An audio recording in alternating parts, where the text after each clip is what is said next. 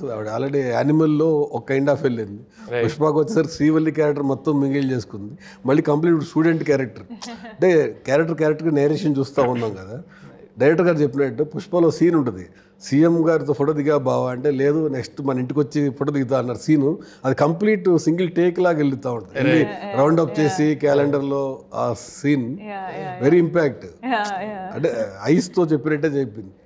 Me transformation to characters ఒకటి మీరు చూస్తూ ఉంటే యానిమల్, చావా, ఇప్పుడు లేటెస్ట్ అన్నీ ఒక్కోదానికి డిఫరెంట్గా వెళ్తూ ఉన్నారు కదా.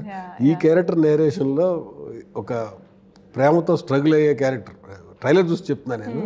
ఒక డిఫరెంట్ కైండ్ ఆఫ్గా రాహుల్ నేరేట్ చేశారు దీన్ని.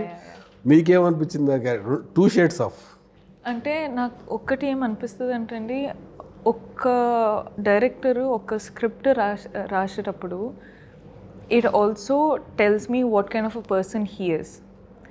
అంటే if like example Rahul being a man has understood a girl's emotions in layers that even me being a girl I can't say. Ante I don't know how to explain this gani there's so many things women can't explain, or especially someone like me who's not good with words.